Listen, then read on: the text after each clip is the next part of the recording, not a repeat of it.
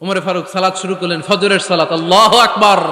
In the mean time Abu লুলু এই খঞ্জর নিয়ে উমরে ফারুকের বুকের মধ্যে 3টা স্টেবিং করলেন। একটা মারলেন নাভির নিচে, মারার সাথে সাথে পাকস্থলী কেটে গেল। আরেকটা মারলেন পাজরে, পাজর ছিঁড়ে গেল। 3টা মারার পরে উমরে ফারুক বললেন, কাতালানি আল কাল, এক কুকুর আমাকে মেরে ফেলেছে। পেছন থেকে এক সাহাবীকে টান মেরে সামনের দিকে নিয়ে গেলেন, তুমি নামাজের ইমামতি করাও। আর ওমরে ফারুককে বাকিরা ধরাধরি করে পেছনে নিতে আরম্ভ করলেন। আর এই আত্মাই আক্রমণ যে করেছে, সে কাতারের মাঝখান দিয়ে যেতে আরম্ভ করলো আর দুই দিকে ছুরি মারতে আরম্ভ করলো।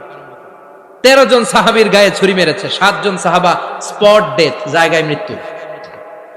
এই ভয়ঙ্কর অবস্থা দেখে এক সাহাবী বুরনুস, এক ধরনের জুব্বা আছে মাথাওয়ালা, অনেকে জ্যাকেট পরছেন না এরকম মাথাওয়ালা, লম্বা জুব্বা আছে আর ওপরে শীতে পড়ে মাথাওয়ালা, এই মাথাওয়ালা জুব্বা বের করে এক সাহাবী জালের মতো তার দিকে উড়ায় মারল। ওই বুরনুসের মধ্যে পেঁচিয়ে আবু লুলু মাটিতে পড়ে গেল আর সুইসাইড করে ফেলল, নিজের বুকে নিজে মেরে আত্মহত্যা। যেই সাহাবীকে ইমামতির জন্য দাঁড় করালেন, উনি ছোট্ট সূরা দিয়ে প্রথম রাকাতে সূরা আল কাউসার, দ্বিতীয় রাকাতে সূরাতুল ইখলাস দিয়ে নামাজ শেষ। উমরে ফারুক বেহুশ। উমরে ফারুক কি বেহুশ। সবাই কান্নাকাটি করতেছে, সবাই দেখতে গেলেন, এখন হুঁশ ফিরে না। মুখের মধ্যে মুখ খুলে রাষ্ট্রের চিকিৎসক মুখের মধ্যে দুধ দিলেন, ওই নাভি দিয়ে দুধ বের হয়ে যায়, পাকস্থলী কেটে ওখান দিয়ে দুধ বের হয়ে যাচ্ছে। তারা বলল, ওনারে বাঁচানো সম্ভব না, দেখেন হুঁশ ফিরে কিনা। হুঁশ ফিরলে ওনার পরে কে আমির হবে, উনি যেন প্যানেল ঠিক করে দিয়ে যায়। সবাই তাকিয়েছে ওমরে ফারুকের চোখের দিকে। আল্লাহর মেহেরবানিতে ঘন্টা খানিক পরে উনি চোখ খুললেন। চোখ খোলার পরেই বলেন নাই, ও মা আমি মরে যাই। চোখ খোলার পরে উনি বলেন নাই, কে মারলো আমারে। চোখ খোলার পরে উনি বলেন নাই, আমার পরে নেতা কে হবে। চোখ খোলার পরে সর্বপ্রথম কথাটি ছিল, আসল্লান নাস, আমার নেতৃত্বে যে ফজরের নামাজটা শুরু হয়েছিল এটাকে ঠিকমতো তোরা পড়েছিলি? আমার নেতৃত্বে যে ফজরের জামাত শুরু হয়েছিল সেটা ঠিকঠাক মতো সমাপ্ত হয়েছিল কিনা আগে বল। আসল্লান নাস, নামাজটা হয়েছে কিনা বল। সুবহানাল্লাহ বলতে পারলেন না? This is Omar, hour super hero. নেতা অনেকগুলো লাগে না, এরকম নেতা একটাই যথেষ্ট যে গোটা বিশ্বকে কাঁপায় দিতে পারে। চিল্লায় বলো ঠিক কিনা। বিশ্বনবী মক্কায় বসে বসে তাহাজ্জুদের সালাত পড়ে আল্লাহর কাছে দোয়া করলেন, আল্লাহুম্মা আইজ্জাল ইসলাম বিআহাব্বির রাজুলাইনি ইলাইক।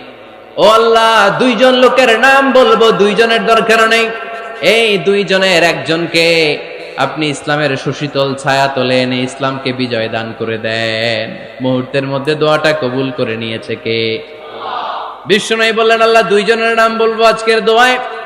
আবি জাহাল ইবনে হিশাম, হয়তো হিশামের বেটা আবু জাহেলকে আপনি ইসলামের ভিতরে নিয়ে আসেন, কিংবা ওমর ইবনুল খাত্তাব, খাত্তাবের বেটা ওমরকে আপনি ইসলামের ছায়া তলে নিয়ে আসেন। ওমরে ফারুকের জন্য দোয়াটা কবুল করে নিয়েছে কে? মক্কার যে অবস্থা, আল্লাহর হাবিব সাল্লাল্লাহু আলাইহি ওয়াসাল্লাম বুঝলেন, মক্কার এই 2 জনের একজন যদি আমার সাথে না থাকে তাহলে মক্কায় দাওয়াতি কাজ চালিয়ে যাওয়া যাবে। আল্লাহরে বললেন, আল্লাহ বেশি চাই না, এই 2 জনের একজন, হয় আবু জাহেল নয় ওমর, হয় আবু জাহেল নয় ওমর। বিশ্বনবী যখন দোয়া করলেন, এই দোয়ার একটা ইমানি ধাক্কা, নুরানি ধাক্কা সাইয়েদনা ওমরে ফারুকের হৃদয়কে স্পর্শ করে ফেলল। দোয়া ইজ লাইক এ মিসাইল। এই যে আমরা দোয়া করি, এটা মিসাইলের মতো। যুদ্ধে মিসাইল হামলা করে না? মিসাইল হামলা করার পরে এই মিসাইল লক্ষ্য বস্তুতে যে ভেদ করে, ঠিক কিনা? তেমনি দোয়ার মতো যদি আপনি দোয়া করতে পারেন, আপনি যেই জন্য দোয়া করেছেন ঠিক ওই জায়গায় যে আপনার দোয়া স্পর্শ করে। সুবহানাল্লাহ পড়বেন না? বিশ্বনবীর দোয়ার মাধ্যমে প্রথমে সাইয়েদনা ওমরে ফারুকের হৃদয়ে এক ধাক্কা লাগলো। 2 নম্বরে রব্বুল আলামিন সূরাতুল হাক্কা দিয়ে ওমরে ফারুকের হৃদয়ের মধ্যে দিলেন এক ধাক্কা। পড়েন আল্লাহু আকবার। কোরআনের ভেতরে সূরাতুল হাক্কা নামে একটা সূরা আছে না নাই? আল হাক্কাতু মাল হাক্কা ওয়া মা আদরাকা মাল হাক্কা। পড়েন আল্লাহু আকবার। বিশ্বনবী যখন দোয়া করলেন, ওই দোয়া যখন সৈয়দনা ওমর ফারুকের হৃদয়ে স্পর্শ করলো, সৈয়দনা ওমর ফারুক সব সময় বিশ্বনবীরে ফলো করতে আরম্ভ করলেন। বিশ্বনবী ডানে গেলে লুকিয়ে লুকিয়ে ওমর ফারুক ডানে যায়, বিশ্বনবী বায়ে গেলে লুকিয়ে লুকিয়ে ওমর ফারুক বায়ে যায়। বিশ্বনবী একবার মসজিদুল হারামে যে নামাজ পড়তে শুরু করলেন, ওমর ফারুক তখন বিশ্বনবীর পিছু পিছু ছদ্মবেশে পেছন থেকে যে বিশ্বনবী কিভাবে নামাজ পড়ে দেখতে শুরু করলেন। বিশ্বনবী ইন দা মিন টাইম এশারা নামাজে আল হাক্কাতুমাল হাক্কা তেলাওয়াত শুরু করে দিলেন। আল হাক্কাতুমাল হাক্কা তেলাওয়াত শুরু করে দিলেন। তেলাওয়াত করতে করতে বিশ্বনবী যখন তেলাওয়াত করতেছে, ওমর ফারুক এরকম দুলতেছে আর মজা পাচ্ছে। ওমিয়া বিশ্বনবীর কণ্ঠ বুঝি আমার মতো কণ্ঠ, আপনার মতো কণ্ঠ, আহমদ বিন ইউসুফের কণ্ঠ, আব্দুল বাসিতের কণ্ঠ না। বিশ্বনবীর গলায় যে কি সুরের ঝংকার আল্লাহ দিয়েছেন, কি সুরের লহরী আল্লাহ দিয়েছেন, একবার যে শুনতো পাগল হয়ে যেত। আল্লাহু আকবার। বিশ্বনবী সূরা হাক্কা মন্ত্রমুগ্ধ তেলাওয়াতে, মন্ত্রমুগ্ধ সুর দিয়ে, মন্ত্রমুগ্ধ কণ্ঠ দিয়ে তেলাওয়াত করতে লাগলেন। এশার সালাতে ওমর ফারুক দুলতে লাগলেন। ওমর ফারুক যত শুনেন অবাক হয়ে যায়, যত শুনেন অবাক হয়ে যায়, যতই শুনে অবাক। কিরে? কারণ তিনি আরবি ভাষা বুঝতেন। এত সুন্দর শব্দের গাঁথুনি, এত প্রাঞ্জল বর্ণনা, এত সুন্দর অন্তমিল, এটা কবিতা না হয়ে পারে না। উনি মনে মনে ভাবলেন এটা মনে হয় কবিতা। It might be poem, it could be poem. Muhammad মনে হয় কবি হয়ে গেছে, তার কাব্য প্রতিভা দিয়ে সে এটা বানিয়েছে। তা না হলে এত সুন্দর কথা, এটা কবিতা না হয়ে পারে। ইন দ্য মিন টাইম বিশ্বনবী কিন্তু দেখতেছে না যে পেছনে ওমর। বিশ্বনবী তেলাওয়াত করছিলেন। ইন দ্য মিন টাইম বিশ্বনবী পড়ছিলেন ওমা হুয়া বিকাউলি শাইরিন কলিলাম মা তুমিনুন। এই আয়াতের অর্থ হলো এটা কোনো কবির কথা নয়, খুব অল্প সংখ্যক লোকই তোমরা ঈমান আনো। সুবহানাল্লাহ পড়েন। এটাকে বলে কোইন্সিডেন্ট। কোইন্সিডেন্ট হুট করে অনেক সময় মিলে যায়, যায় কি যায় না। আপনি একজনের কথা ভাবতেছেন ভাবতেছেন, বাজারে গেলেন, বাজারে যেই দেখেন ওই লোকটা দাঁড়ায় আছে, এরকম হয় কি হয় না? কোইন্সিডেন্ট। ওমর ফারুক মনে মনে যেটা ভাবতেছে ওই কথা দিয়ে বিশ্বনবী তেলাওয়াত করতেছে। আল্লাহু আকবার। বিশ্বনবী যে আয়াত তেলাওয়াত করছিলেন, আয়াতের অর্থ হলো এটা কোনো কবির বানানো কবিতা না, খুব অল্প সংখ্যক লোকই তোমরা ঈমান আনো। ওমর ফারুক আটকে উঠলেন, থমকে দাঁড়ালেন। ঘটনা কি? আমি মনে মনে ভাবলাম, কি রে, এত সুন্দর কথা, এটা তো মানুষের কথা হতে পারে না, এটা নিশ্চয়ই কবিতা, কবির কথা। কিন্তু মুহাম্মদ এখন আবার পড়তেছে ওমা হুয়া বিকাউলি শাইর, এটা কোনো শায়েরের, কবির কথা নয়। কলিলাম মা তুমিনুন, অল্পই তোমরা ঈমান আনো। তার মানে আমার মনে যা চলে মুহাম্মদ এটা টের পায়। মুহাম্মদ গণক। নাউজুবিল্লাহ পড়বেন না? মুহাম্মদ অনেক বড় মাপের একজন গণক। মানুষের হৃদয়ে কি চলে, মনে মনে কি ভাবে, মুহাম্মদ না দেখেও বলে দিতে পারে। ইন দা মিন টাইম বিশ্বনবী পরের আয়াতে পড়লেন ওয়ালা বিকাউলি কাহিনিন কলিলাম মা তাযাক্কারুন। এই আয়াতের অর্থ হলো এটা কোনো গণকের বানানো গণনা নয়, খুব অল্প সংখ্যক লোকই তোমরা উপদেশ হিসেবে এটাকে মানো। সুবহানাল্লাহ পড়েন। এবার আর ওমর ফারুকের সহ্য হয় না, কি আজীব তামাশা। প্রথমে মনে করলাম কবিতা, মোহাম্মদ কয় কবি না, সে কবি না, এটা কবিতা না। তারপরে ভাবলাম সে গণক, সে আয়াত পরে পরে বলে দিল এটা গণনা নয়, তাহলে এটা কি? এটা কি কবিতাও না, গণনাও না, তাহলে এটা কি? বিশ্বনবী তখন বললেন তানজিলুম মির রাব্বিল আলামিন। সুবহানাল্লাহ পড়েন। পরের আয়াত ছিল তানজিলুম মির রাব্বিল আলামিন। এটা দুনিয়ার কোন কবির বানানো কবিতা না, এটা কোন গণকের গণনা না, এটা কোন সাহিত্যিকের বানানো সাহিত্য নয়, এটা মহাবিশ্বের পরিচালক রব্বুল আলামিনের কাছ থেকে পাঠানো কিতাব কোরআন। সূরা হাক্কার ধাক্কায় ওমর ফারুক কাইত। প্রথমে ধাক্কাটা লাগলো যে দোয়া। বিশ্বনবী তাহাজ্জুদে কেঁদে দোয়া করলেন, আল্লাহ হয় আবু জাহেল রে দিবা, নাইলে ওমর রে দিবা। ওই দোয়া ওমর ফারুকের হৃদয়ে ছোঁয়া লেগেছে। এরপরে হাক্কা, সূরাতুল হাক্কা দিয়ে দিলে এক ধাক্কা। এই ধাক্কা খেয়ে উথাল পাথাল হৃদয়ের মধ্যে, হায় রে, এ কি বাণী, এ কেমন কথা, কে মুহাম্মদ? তারপরও শয়তানের ওয়াসওয়াসা আছে না নাই? আল্লাহ বলে যতই ওয়াসওয়াসা ওমরকে দেয়া হোক, আমি ওমরে ফারুককে এই মুসলিম উম্মাতের সেনাপতি বানিয়ে ছাড়বো, আমি সেনাপতি বানাবো। এবার 3 নাম্বার ডোজ। ডাক্তারের কাছে গেলে প্রথমে দেখবেন সিম্পল ডোজ দেয়, নরমাল ওষুধ, এটাতে কাজ না হলে ডোজ বাড়ায়, একেবারে কাজ না হলে অ্যান্টিবায়োটিক মারে, আছে না নাই? আল্লাহ প্রথমে দোয়ার ছোঁয়া লাগালেন, তারপর সূরা হাক্কা দিয়ে ধাক্কা মারলেন, এরপরে রব্বুল আলামিন বলেন এবার 3 নাম্বার ডোজ সূরা তহা দিয়ে আমি তোমার হৃদয়টারে উজালা বানায় দেব রে ওমর। শয়তান ওদিক দিয়ে ওয়াসওয়াসা, খেলা দুই দিক থেকে চলতেছে। আল্লাহ তাআলা হেদায়েতের রাস্তায় টানছে, শয়তান জাহান্নামের দিকে টানছে। ঘোষণা দেয়া হলো মক্কায়, মুহাম্মাদের মাথা কেটে এনে দিলে এত এত স্বর্ণ মুদ্রা দেয়া হবে। ওমরে ফারুক রাজি হয়ে গেলেন, নাঙ্গা তলোয়ার নিয়ে বিশ্বনবীর মাথা কাটার জন্য ছুটলেন। নাউজুবিল্লাহ পড়বেন না? বনু জাহরা গোত্রের এক লোক বলে, আইনা ইয়া ওমর, কই যাও? মুহাম্মাদের মাথা কাটতে যাই। আরে মুহাম্মাদের মাথা কাটতে যাও? তোমার বোন ফাতিমা বিনতে খাত্তাব আর তোমার বোন জামাই সাঈদ কদ সাবা, এরা তো ধর্ম ত্যাগ করে ফেলছে, এটা তো আমাদের ধর্ম ত্যাগ করে মুহাম্মাদের ফলোয়ার হয়ে গেছে। আগে ওমর ঘর সামলাও, পরে মুহাম্মাদের মাথা কাটতে যেও। ওমরে ফারুক অবাক হয়ে গেলেন, তলোয়ার নিয়ে বিশ্বনবীর দিকে না যে নিজের বাড়ির দিকে চলে গেলেন। বিশ্বনবীর আপন বোন ফাতিমা বিনতে খাত্তাব, বোন জামাই সাঈদ আর খাব্বাব রাদিয়াল্লাহু তাআলা আনহু তিনজন মিলে সূরা তহা তেলাওয়াত করছিলেন। পড়েন সুবহানাল্লাহ। মক্কায় লুকিয়ে লুকিয়ে দাওয়াত হতো। খাব্বাব রাদিয়াল্লাহু তাআলা আনহু একটা চামড়ার ফলকের মধ্যে সূরা তহার কয়েকটা আয়াত এনে ওমরে ফারুকের বোন আর বোন জামাইকে শিক্ষা দিচ্ছে, ট্রেনিং দিচ্ছে। সুবহানাল্লাহ পড়েন। লুকিয়ে লুকিয়ে ওমরে ফারুক যখন ঘরে চলে আসলেন, এরা তটস্থ হয়ে গেল। সাইয়েদনা খাব্বাব বিছানার তলায় লুকিয়ে গেলেন। ওমরে ফারুক বললেন, দরজা খোলো। ফাতেমা বিনতে খাত্তাব দরজা খোলার পরে নির্মম ভাবে সাইয়েদনা ওমর রাদিয়াল্লাহু তাআলা আনহু বোনের গায়ে আঘাত শুরু করে দিল। বোন জামাইকে আহত করতে শুরু করলো আর বলতে শুরু করলো, তোরা পাগল হলি কেন? কি আছে ওই মুহাম্মাদের মধ্যে? কি জাদু নিয়ে এসেছে? সে যাই বলে লোকজন পাগল হয়ে যায়, সবাই তার উপর কালিমা পড়ে ঈমান এনে ফেলে। কি এমন জিনিস তোদের কাছে আছে যেটা দেখে মুহাম্মদকে তোরা ভালোবাসলি? কি আছে? কি পড়তেছিলি আমারে দেখা। ফাতেমা বলে, ইন্নাকা রিজসুন লা ইয়ামাসসুহু ইল্লাল মুতাহহারুন। ও আমার ভাই ওমর, তুমি নাপাক। তুমি কি? লা ইয়ামাসসুহু ইল্লাল মুতাহহারুন, পবিত্রতা অর্জন না করে এই কোরআন ধরা যায় না। সুবহানাল্লাহ পড়েন। উমরে ফারুক গোসল করে আসলেন, কারণ ধাক্কা তো আগে কয়েকটা খাইছে। কথা বুঝেন নাই বোধহয়? প্রথমে দোয়ার ধাক্কা, পরে কোন সূরা দিয়ে ধাক্কা? হাক্কা দিয়ে ধাক্কা। 3 নম্বরে এখন আরেকটা ধাক্কা খাবে। গোসল করে আসলেন। ফাতেমা বিনতে খাত্তাব বললেন, গোসল যখন করে এসেছেন, এই নেন। উমরে ফারুক এবার চামড়ার কাপড়ের মধ্যে সূরা তহার প্রথম আয়াতের দিকে নজর করলেন।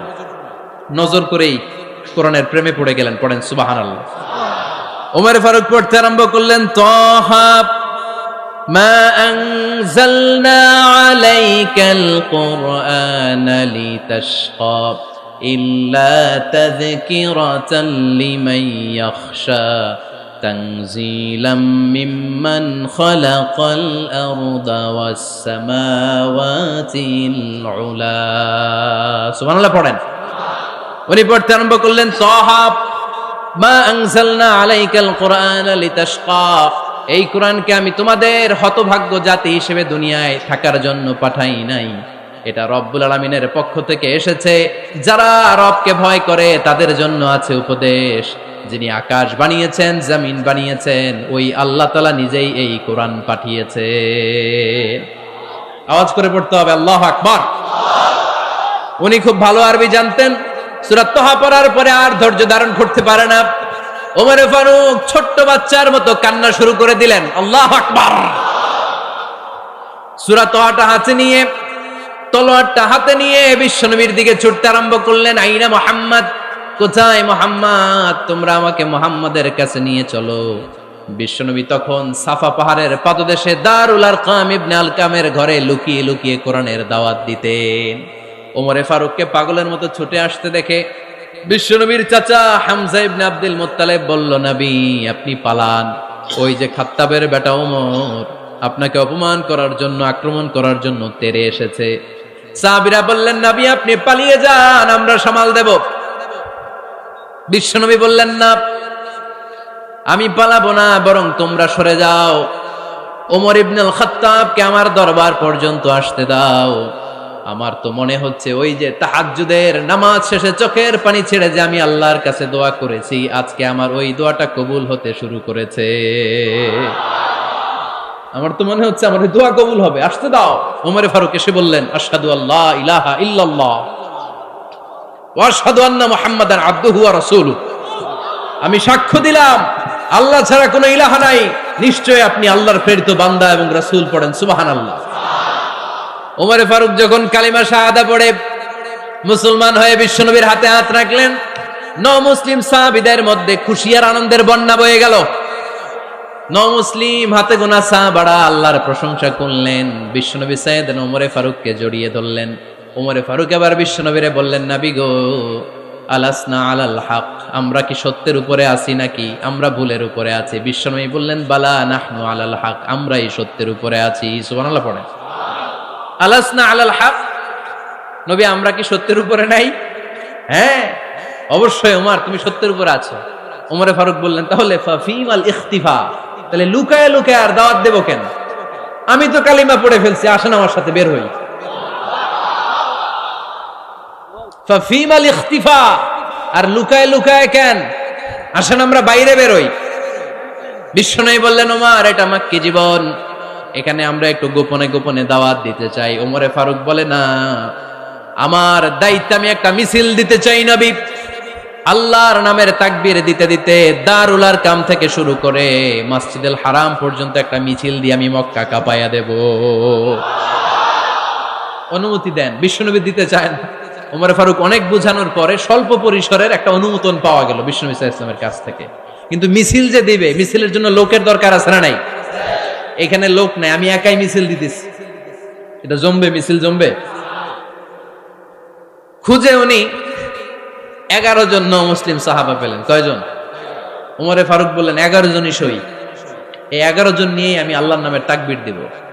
2 লাইন করলেন। কয় লাইন? 2 লাইন। পেছনে 6 জন, আর এই লাইনের নেতা বানালেন বিশ্বনবীর চাচা হামজাকে রাদিয়াল্লাহু তাআলা আনহু। আর সামনে 5 জন, তার আগে দাঁড়ালেন উনি নিজেই। তাহলে 6 6 12। বললেন, এই 2 লাইনই আমরা তাকবীর দিতে দিতে, বেশি না, এই দারুল আরকামের ঘর থেকে, আপনারা জানেন যে সাফা মারোয়া এখন যে সাই হয়, এই সাফার পাদদেশে ছিল দারুল আরকামের ঘর। উনি বললেন, এখান থেকে ওই যে কাবার গিলাফ দেখা যায়, কাবার গিলাফ পর্যন্ত আমরা এই তাকবীর নিয়ে ওখানে যাব। সুবহানাল্লাহ পড়বেন না? ওখানে উনি দাঁড়িয়ে ছোট্ট একটা ভাষণ দিয়েছিলেন।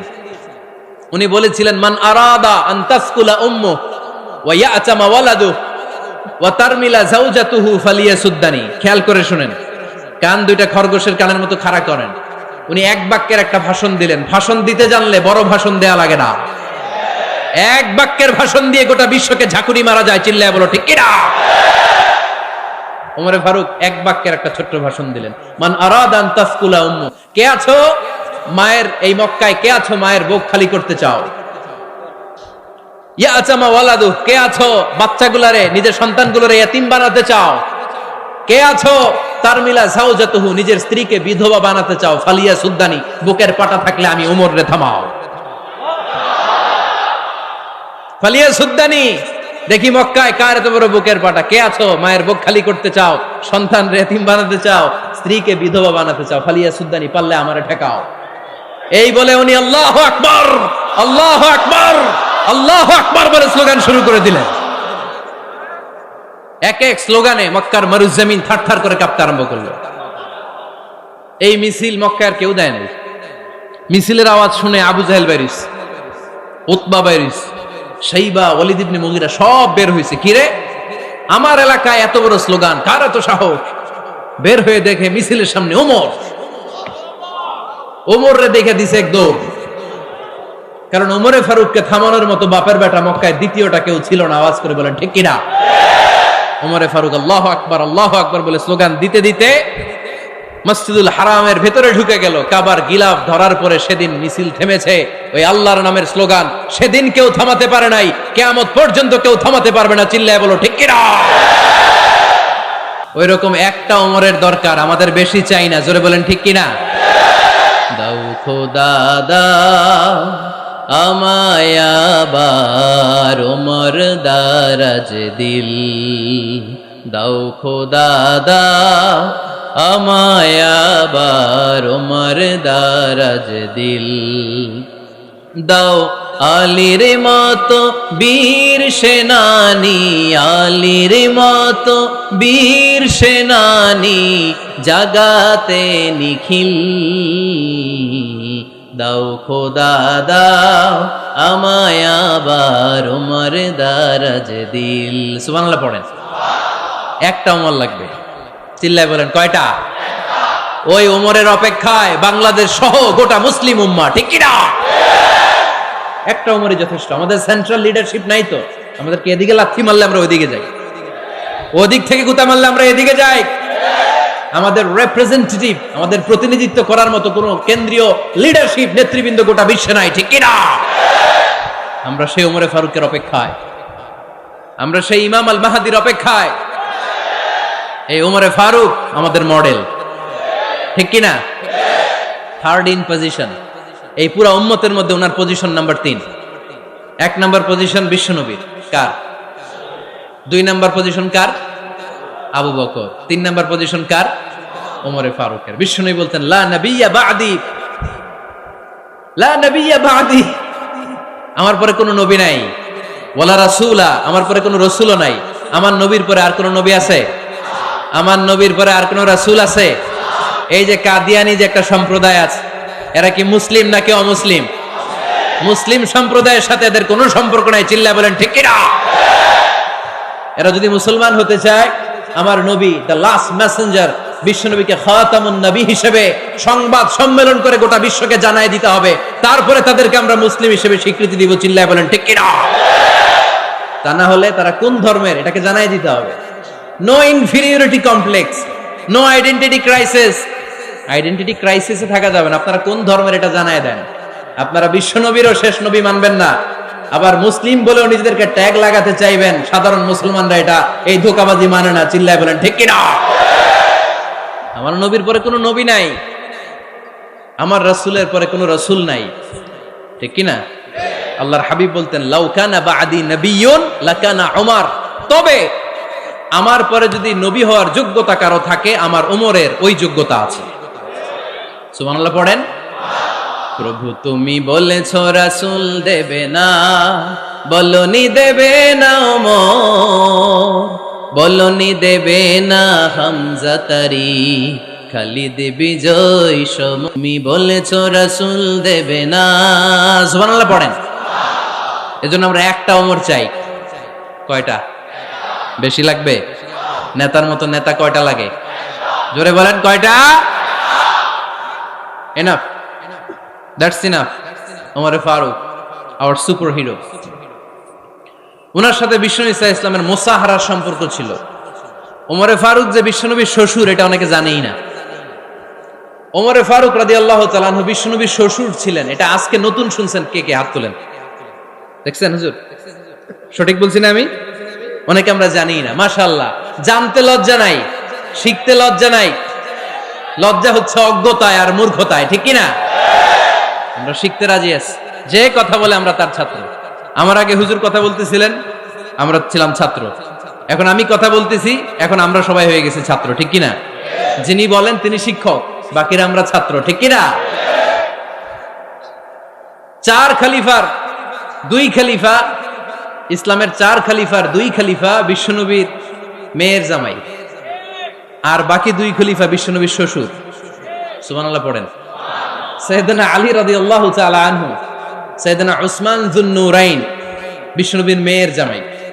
উসমান রাদিয়াল্লাহু তাআলা আনহুর কাছে বিশ্বনবী 2 মেয়েকে বিয়ে দিয়েছিলেন। একজন মারা যাওয়ার পরে আরেকজন। বিশ্বনবী বলেছেন এরপরে আরেকটা থাকলে ওইটারও বিয়ে দিতাম। সুবহানাল্লাহ পড়বেন না? 2 জন ছিল মেয়ের জামাই আর 2 জন ছিল শ্বশুর। সাইয়েদনা আবু বকর শ্বশুর, বিশ্বনবীর স্ত্রী আম্মাজান আয়েশা রাদিয়াল্লাহু তাআলা আনহার বাবা। বিশ্বনবীর স্ত্রী আম্মাজান হাফসা রাদিয়াল্লাহু তাআলা আনহার বাবা ছিল সাইয়েদনা ওমর ফারুক। চিল্লায় পড়েন আল্লাহু আকবার। জানো তো পজিশন না? সাইয়্যিদু কুহুলিল জান্নাহ, জান্নাতে যত নারীরা যাবে, নারীদের সর্দারিনী হবে সাইয়্যিদাতুনা ফাতেমা রাদিয়াল্লাহু তাআলা আনহা। এই ফরিদপুরের যত ইয়াং স্টাররা তোমরা যারা জান্নাতে যাবে, তোমাদের লিডার হবে সাইয়েদনা হাসান আর হুসাইন রাদিয়াল্লাহু তাআলা আনহুমা। আর বয়স্ক মুরব্বীরা যারা জান্নাতে ঢুকবেন, আপনাদের লিডার হবে সাইয়েদনা আবু বকর আর সাইয়েদনা ওমর ফারুক রাদিয়াল্লাহু তাআলা আনহু। সুবহানাল্লাহ পড়তে পারলেন না? ওমর ফারুক এটা সাধারণ কোনো ক্যারেক্টারিস্টিক্স নয়, ওনাকে আল্লাহ তাআলা নলেজও দিয়েছেন, আবার দিনদারিও দিয়েছেন। আমার দিনী ভাইয়েরা খেয়াল রাখবেন, কোন আলেমের মধ্যে বা কোন নেতার মধ্যে যদি এই দুইটার সমন্বয় আপনি পান, যে তার জ্ঞানও আছে আবার দিনদারিও আছে, he belongs the knowledge and he belongs the তাকওয়া, সে গোটা বিশ্বকে জয় করে ফেলবে। ঠিক কিনা?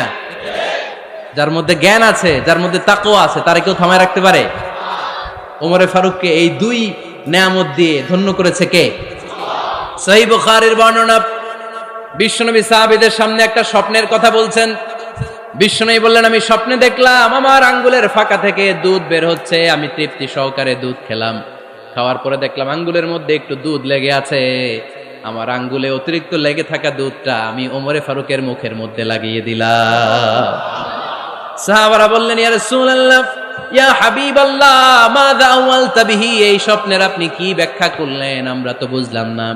বিশ্বনবী বললেন, আওয়ালতু বিহি আল ইলম, আমি এই দুধ দিয়ে জ্ঞানের ব্যাখ্যা করেছি, কারণ ওমরকে আল্লাহ যেই জ্ঞান দিয়েছে গোটা বিশ্বের কাউকে এত জ্ঞান দেয় না। এজন্য স্বপ্নে যদি কেউ দেখেন যে আপনি দুধ খাচ্ছেন, তার মানে আল্লাহ তাআলা আপনার জ্ঞান বাড়ায় দিবে। ওমরে ফারুককে দুধ খেয়ে অতিরিক্ত দুধের অংশটা বিশ্বনবী আবু বকর রাদিয়াল্লাহু তাআলা আনহুর মুখে দেন নাই, সাইয়েদনা উসমানের মুখে দেন নাই, আলী রাদিয়াল্লাহু তাআলা আনহুর মুখে দেন নাই। স্বপ্নে ওই অতিরিক্ত লেগে থাকা দুধটা বিশ্বনবী ওমরে ফারুকের ঠোঁটের মধ্যে লাগিয়ে দিয়েছেন। এই হাদিস থেকে প্রমাণ হয় আল্লাহ তাআলা জ্ঞানের নেয়ামতে সাইয়েদনা ওমরে ফারুককে ধন্য করেছেন। আবার বুখারীর বর্ণনা, বিশ্বনবী সাল্লাল্লাহু আলাইহি ওয়াসাল্লাম আরেকটা স্বপ্নের বর্ণনা দিচ্ছেন। তিনি বললেন, তোমাদের সবাইকে স্বপ্নে আমার সামনে দাঁড় করানো হলো। আমি দেখলাম তোমাদের কারো জুব্বা নাভি পর্যন্ত, কারো জুব্বা হাঁটু পর্যন্ত, কারো জুব্বা টাকনু পর্যন্ত। ওমরে ফারুককে যখন স্বপ্নে আমার সামনে দাঁড় করিয়ে দেয়া হলো, আমি দেখলাম ওমরের জুব্বা এত লম্বা, ওমর টেনে হিচড়ে তার জুব্বা নিয়ে সামনে হেঁটে যাচ্ছে। সাহাবারা বললেন, ফামাযা আওয়ালতা বিহি ইয়া রাসূলুল্লাহ, ও আল্লাহর রাসূল, এই স্বপ্ন দিয়ে আপনি কি বুঝাতে চাইলেন, আমরা কিছু বুঝলাম না। বিশ্বনবী বললেন, আউয়ালতু বিহি আদ-দীন, আমি এই হাদিসের দ্বারা দ্বীনের ব্যাখ্যা করলাম, যার জামা যত লম্বা তার দ্বীনদারি তত বেশি। সুবহানাল্লাহ, আসতে পড়েন। স্বপ্নে দেখলেন কোন সাহাবীর জুব্বা নাভি, কোন সাহাবীরটা হাঁটু, কারোটা টাকনু, কিন্তু ওমরে ফারুকের জুব্বা এত লম্বা, ইয়াজুরু সাওবাহু, তিনি তার জুব্বা টেনে হিচড়ে যাচ্ছেন। বিশ্বনবী বললেন, এটা দ্বারা আমি দ্বীন, আমি তাকওয়া, দ্বীনদারি, তাকওয়া, এটার ব্যাখ্যা করেছি। তার মানে ওমরে ফারুকের তাকওয়ার সামনে সব তাকওয়া পানি হয়ে যাবে। কোন সুবহানাল্লাহ। আল্লাহ তাআলা সাইয়েদনা ওমরে ফারুককে দ্বীনের জ্ঞান দিয়েছেন, তাকওয়া দিয়েছেন। যুবক ভাইয়েরা, যাকে আল্লাহ তাআলা দ্বীনের জ্ঞান দেয়, যাকে আল্লাহ তাআলা তাকওয়ার এই গুণ দিয়ে সমৃদ্ধ করে, তার জন্য গোটা বিশ্বের সব দরজাগুলোকে ওপেন করে দেয় কে? কত বড় মুত্তাকি ছিলেন সাইয়েদনা ওমরে ফারুক। মদিনার সমাজে কয়জন মুনাফিক ছিল বিশ্বনবী ছাড়া কেউ বলতে পারতেন না। বিশ্বনবী কোন সাহাবীকে মুনাফিকদের লিস্ট দিয়ে যান নাই, একজন সাহাবী ছাড়া। দেখি কেউ বলতে পারেন কিনা ওই সাহাবীর নাম? কি নাম? হুযায়ফা ইবনুল ইয়ামান রাদিয়াল্লাহু তাআলা আনহু। উনাকে বলা হতো সাহিবু সিররি রাসূলিল্লাহ, আল্লাহ রাসূল সাল্লাল্লাহু আলাইহি ওয়াসাল্লামের গোপন তথ্যের ধারক বাহক। সুবহানাল্লাহ পড়বেন না? বিশ্বনবী ইন্তেকালের আগে মদিনার সমাজে মোট কয়জন মুনাফিক আছে, এই তথ্য আবু বকরকে বলেন নাই, ওমর রাদিয়াল্লাহু তাআলা আনহুকে বলেন নাই, উসমান রাদিয়াল্লাহু তাআলা আনহু, আলী রাদিয়াল্লাহু তাআলা আনহু, আশারাতুল মুবাশশিরিনা বিল জান্নাহ কোন সাহাবীকে বলেন নাই। শুধুমাত্র কেবলমাত্র একমাত্র হুযায়ফা ইবনুল ইয়ামান রাদিয়াল্লাহু তাআলা আনহুর কাছে মুনাফিকদের লিস্টে বিশ্বনবী দিয়ে গিয়েছেন। সুবহানাল্লাহ পড়েন। মদিনায় কারা কারা মুনাফিক কেউ জানতো না, হুযায়ফা ছাড়া। কে ছাড়া? নামটা আজকে মুখস্থ করেন, যাতে অন্য কোনো ওয়াজে কেউ জিজ্ঞেস করলে বলতে পারেন। মুনাফিকদের লিস্ট যে সাহাবীর কাছে বিশ্বনবী দিয়ে গিয়েছিলেন, সাহাবীর নাম কি? নাম? নামটা কেমন লাগে? ভাল লাগে? অনেকে আমারে জিজ্ঞেস করে, হুজুর আমার ছেলে হবে আগামী মাসে, একটা নাম দেন। নাম দিয়ে দিলাম হুযায়ফা। যাদের হবে ছেলে, এলাকায় যাদের নেক্সট কয়েক মাসে ছেলে হবে, খালি হুযায়ফা চলবে। কি চলবে? ভাল লাগে নামটা, ভাল লাগে, রাইখেন, অনেক সুন্দর নাম। উনি জানতেন মুনাফিক কারা। দেখেন ওমরে ফারুকের তাকওয়ার লেভেলটা কত হাই। ওমরে ফারুক একদিন হুযায়ফা রাদিয়াল্লাহু তাআলা আনহুর কাছে গেলেন, যে বললেন, হুযায়ফা, বিশ্বনবী ইন্তেকালের আগে মুনাফিকদের নামের লিস্টটা কারো কাছে দেয় নাই, আমার জানা নাই, সাইয়েদনা আবু বকরের জানা নাই, কোন সাহাবীর জানা নাই, তুমি ছাড়া। আমি তোমার কাছে জানতে চাই, আমি ওমরের নামটা ওই মুনাফিকদের খাতায় আছে কিনা আমার একটু বলো। আমার ওমরের নামটা ওই মুনাফিকদের লিস্টিতে একটু আছে কিনা, নামটা একটু বলো। যদি থাকে আমি ভালো হয়ে যাব, আমি নেফাকি দূর করে পাক্কা মুমিন হতে চাই। আমার নাম যদি মুনাফিকের লিস্টে থাকে আমি তো শেষ। হুযায়ফা চোখের পানি ছেড়ে দিয়ে বলে, আমিরুল মুমিনিন, কেমন প্রশ্ন করলেন আপনি? আপনি বিশ্বনবীর শ্বশুর, এই উম্মতে আপনার পজিশন 3 নাম্বার। আপনারে মুনাফিকরা ভয় পায়, শয়তান আপনারে ভয় পায়। আপনি জান্নাতে সব বয়স্ক লোকদেরকে নিয়ে জান্নাতের মধ্যে আগে আগে ঢুকবেন, কেমন করে মুনাফিকদের কাতারে আপনার নাম থাকতে পারে ওমর? সুবহানাল্লাহ পড়ে। কি বিনয়ী, কি তাকওয়া। হুযায়ফাকে যে ধরতেন, হুযায়ফা একটু বলো না আমার নামটা মুনাফিকদের লিস্টিতে আছে কিনা। ওমরে ফারুকের যদি এই টেনশন থাকে যে আমি মুনাফিক হয়ে গেলাম কিনা, আমাদের এই টেনশন থাকার দরকার আছে না নাই? হ্যাঁ, যেন সব সময় আল্লাহর কাছে দোয়া করতে হবে, আল্লাহ তুমি নেফাকি থেকে আমাদেরকে বাঁচাও। আরো জোরে পড়েন আমিন। আপনারা ওঠা বসা শুরু করলেন কেন? অনেক রাত হয়ে গেছে তাই? হ্যাঁ, শেষ করে দেই তাহলে না? যে অনেকের কষ্ট হচ্ছে মনে হচ্ছে। হ্যাঁ, এক নম্বরে যাচ্ছে এটা সব মুখস্থ দেখি। হ্যাঁ, 1 নাম্বার, 2 নাম্বার, 3 নাম্বার। 1 নাম্বার হইল পেশাবখানা, 2 নাম্বার পায়খানা, 3 নাম্বার নাকি এইটা?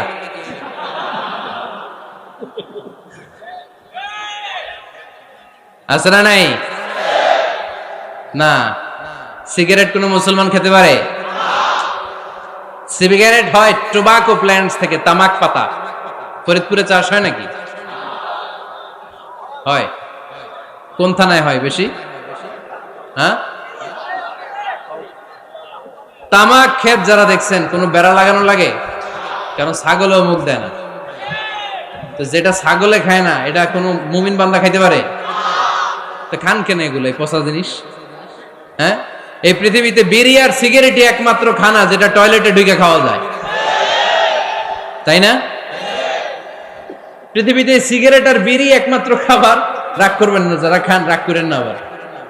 একটু কমন সেন্সটা কাজে লাগানোর জন্য, চিন্তার জন্য বলতেছি।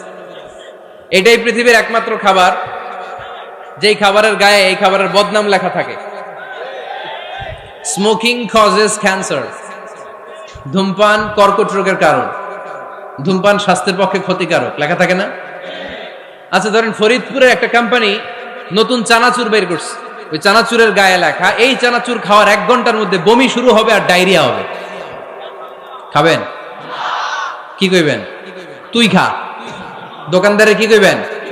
তুই খা, তোর বমি হোক, তোর 14 গোষ্ঠীর ডায়রিয়া হোক, আমি টাকা দিয়ে এগুলো কিনবো না, ঠিক কিনা? কারণ এই প্রোডাক্টের গায়ে এই প্রোডাক্টের বদনাম লেখা, এটা আমরা কিনবো কেন? কিন্তু সিগারেটের উপরে সিগারেটের বদনাম লেখা থাকার পরও আমরা খাই, টয়লেটে বসে খাই। এটার মধ্যে একটা পয়জন আছে, এটাকে বলে স্লো পয়জন, নিকোটিন। এটা আপনার লাং, ফুসফুসকে শেষ করে দিবে। Slow poison. সিগারেট খাওয়া অনেকটা আত্মহত্যা শামিল। বিষ খেলে সাথে সাথে মরে, সিগারেট খেলে ধুকে ধুকে মরে। আর সিগারেট থেকে হিরোইন, গাঁজা, ফেন্সিডিল, ইয়াবা, মেরিজুয়ানার পথে মানুষ পথ বাড়ায়, পা বাড়ায়, তাই না? এগুলো খাবেন না। ওয়ালা তুলকু আইদিকুম ইলা তাহলুকা, নিজে নিজেকে স্বেচ্ছায় ধ্বংসের দিকে ঠেলে দিও না। জীবনটা অনেক সুন্দর, জীবনটা অনেক রঙিন, আল্লাহর দেয় জীবনটাকে উপভোগ করার দরকার আছে না নাই? এই জন্য সিগারেটকে এই ফরিদপুরের প্রোগ্রাম থেকে আমরা আজকে নো বলে দিলাম। কি বলে দিব? আওয়াজ করে সবাইকে আমরা সবাই একসাথে বলবো, সিগারেটকে কি বললাম? মনে থাকবে না? মাহফিলের প্যান্ডেল থেকে বাইর হয়ে আবার ইয়েস, হ্যাঁ না, ইয়েস করা যাবে না। সিগারেটকে কি বললাম? নো। ওমরে ফারুক রাদিয়াল্লাহু তাআলা আনহু আমাদের সুপার হিরো, আমাদের সবাই বলেন আমাদের। উনি কত বড় সুপার হিরো শুনেন। উনি জুমার খুতবা দিচ্ছেন। কি দিচ্ছেন? মসজিদে নববীতে খুতবার মাঝখানে হঠাৎ বললেন, ইয়া সারিয়াতাল জাবাল, ইয়া সারিয়াত ইবনে জানিমিল জাবাল। এই কথা বলেই আবার খুতবা দিতে শুরু করলেন। উনার এই ইয়া সারিয়াত ইবনে জানিমিল জাবালের সাথে আগের কথারও কোনো মিল নাই, পরের কথারও কোনো মিল নাই। জুমার নামাজের পর মুসল্লি সাহাবারা ধরলেন, বললেন, ইয়া আমিরাল মুমিনিন। খুতবার মাঝখানে হঠাৎ করে ইয়া সারিয়াত ইবনে জালিমিল জাবাল বলে আপনি চিৎকার করলেন কেন? আপনার এই বাক্যের সাথে আপনার খুতবার আগের বাক্যের কোনো মিল নাই, আপনার খুতবার পরের বাক্যেরও কোনো মিল নাই। এই কথা আপনি কারে বললেন? কারে উদ্দেশ্য করে বললেন? এই কথার তাৎপর্য কি আমাদেরকে বুঝিয়ে বলেন। ওমরে ফারুক বললেন, আমি যখন খুতবা দিচ্ছি আমি দেখতে পেলাম ওই যে কয়েক মাস আগে আমি আমার মুসলিম সেনাবাহিনী পারস্যে আক্রমণের জন্য পাঠিয়েছি, বর্তমান ইরানের ওই বিশাল এলাকাতে পারস্যে আমি আমার ব্যাটালিয়ন পাঠিয়েছি। আমি হঠাৎ করে দেখতে পেলাম আমার মুসলিম বাহিনীর সেনাপতি যুদ্ধের এক পর্যায়ে তার ডানে আছে উপত্যকা, বায়ে আছে পাহাড়, সে পাহাড়ি রাস্তা ছেড়ে দিয়ে উপত্যকার দিকে যেতে শুরু করেছে। আমি দেখতে পেলাম আমার মুসলিম বাহিনী যদি উপত্যকার দিকে ছুটে বেড়ায়, কাফির মুশরিকরা আমার মুসলিম বাহিনীকে কচুকাটা করে ফেলবে। তাই আমি এখান থেকে তাদেরকে কমান্ড দিয়ে বলেছি, ইয়া সারিয়াতাল জাবাল, উপত্যকার দিকে নয় পাহাড়ের দিকে যাও, তাহলেই তোমাদের বিজয় নিশ্চিত হয়ে যাবে। উপত্যকার দিকে যেও না, ইলাল জাবাল, ইলা সারিয়াতিল জাবাল, পাহাড়ের দিকে ছোট। সাহাবারা অবাক, ঘটনা কি? উনি বসে আছেন মদিনায় মসজিদে নববীর মিম্বারে দাঁড়িয়ে, উনি যদি ইয়া সারিয়াতাল জাবাল বলে এটা কি ইরানে যাবে নাকি? ও মিয়া, তখনকার সময়ে বর্তমানের মতো মোবাইল ছিল নাকি? ইন্টারনেট ছিল নাকি? কিছু ছিল? খালি মুখে আমি যদি বলি ইয়া সারিয়াতাল জাবাল, এটা ইরানে যাবে? ইন্ডিয়া যাবে? ঢাকায় তো যাবে না, ফরিদপুর শহরেই তো বসবে না, ঠিক কিনা? কিন্তু এটা আমিরুল মুমিনিন বিশ্বাসী সাহাবারা বিশ্বাস করে নিল। কিছু মুনাফিক ছিল, এরা কয় না ঝামেলাস, এটা তো সম্ভব না। এক কাজ করি, এই সেনাপতি যখন বিজয়ী বেশে মদিনায় ফিরে আসবে আর আমরা ধরব। এরা দিন গুনতে লাগলো, এই সেনাপতি মুসলিম বাহিনী নিয়ে পারস্য জয় করে কবে ফিরে আসবে। এই মুনাফিকের দলগুলো কখনো সেনাবাহিনীকে অভ্যর্থনা জানাতে যেত না, কিন্তু এইবার সবার আগে মদিনার উপকণ্ঠে যে সেনাপতিদেরকে অভ্যর্থনা জানানোর জন্য ফুল নিয়ে রেডি। ফুল নিয়ে দাঁড়ায় সেনাপতি ঢুকার সাথে সাথে ধরছে, এই সেনাপতি কোত্থেকে আসছে? কয় পারস্য জয় করে আসছে। কয় এমন এমন দিন, জুমার দিন দুপুর বেলা যুদ্ধের মাঝখানে আমিরুল মুমিনিনের কণ্ঠের কোন কথাবার্তা শুনছো নাকি? সেনাপতি অবাক, কয় তোমরা জানলা কেমনে? শুনছি তো। সুবহানাল্লাহ পড়বেন না? আমরা যুদ্ধে একটা ভয়ঙ্কর অবস্থার মধ্যে ছিলাম, পেছন থেকে শত্রু আমাদেরকে আক্রমণ করতে শুরু করে দিল। ডানে যাব না বায়ে যাব, সামনে যাব নাকি পেছনে যাব, রাস্তা খুঁজে পাচ্ছি না। ডান দিকে ছিল আমাদের উপত্যকার রাস্তা, বাঁ দিকে ছিল পাহাড়ি পথ। আমরা সোজা পথ হবে মনে করে উপত্যকার দিকে ছুটতে আরম্ভ করলাম। হঠাৎ করে আমিরুল মুমিনিনের কণ্ঠ বজ্র কণ্ঠে আমার কানের মধ্যে ভেসে আসলো। আমার মনে হলো আমিরুল মুমিনিন কেমন যেন আমাকে কমান্ড দিচ্ছেন আর বলছেন, ইয়া সারিয়াতাল জাবাল, ডান দিকে উপত্যকার পথে নয়, তাড়াতাড়ি পাহাড়ের দিকে সৈন্য বাহিনী নিয়ে উঠে যা। পাহাড়ের দিকে, ডানে না। This is wrong track and this is the right track. ওই দিন যদি উমরে ফারুকের ওই গাইডলাইন, আমিরুল মুমিনিনের কমান্ড যদি আমি না শুনতাম, আজকে বিজয়ের বেশে ফিরতেও পারতাম না, আমাদের চেহারাও তোমরা দেখতে পেতে না। উমরে ফারুকের ওই কমান্ড, ওই গাইডলাইন অদৃশ্য থেকে শোনার কারণে এই পারস্যের মধ্যে আমাদেরকে সেই যুদ্ধে বিজয় দান করেছে কে? দিস ইজ উমরে ফারুক, দিস ইজ উমরে ফারুক। বিশ্বনবী বলতেন, ওমর মা লাকিয়াকা শাইতানু সালিকান ফাজ্জান ইল্লা সালাকা ফাজ্জান গায়রা ফাজ্জিক। ওমর, শয়তান ইবলিস যদি তোমার কোনো রাস্তা দিয়ে হাঁটতে দেখে, শয়তান ওই রাস্তা রেখে দিয়ে অন্য রাস্তা দিয়ে হাঁটে। সুবহানাল্লাহ বাড়িতে যায় বললেন। কে বলতেছে? বিশ্বনবী। কার ব্যাপারে? ওমরে ফারুকের ব্যাপারে। শয়তান যদি দেখে যে ওমরে ফারুক এই রাস্তা দিয়ে হাঁটতেছে, শয়তান ওই রাস্তা রেখে দিয়ে অন্য রাস্তা দিয়ে হাঁটে। সুবহানাল্লাহ পড়েন। রাত্রিবেলা আমরা আমাদের বাচ্চা ছেলে মেয়েদেরকে যখন খাওয়াই, বাচ্চারা খেতে চায় না, এরকম হয় আপনাদের ফরিদপুর এলাকায়?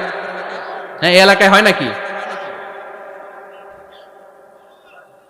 খেতে চায় না বাচ্চারা, এই চকলেট দেখায়া, এই মিনা কার্টুন দেখায়া, এইটা সেইটা এগুলো সেগুলো বলে, গল্প টল্প বলে ভুলায়া খাওয়ানো লাগে, তাই না?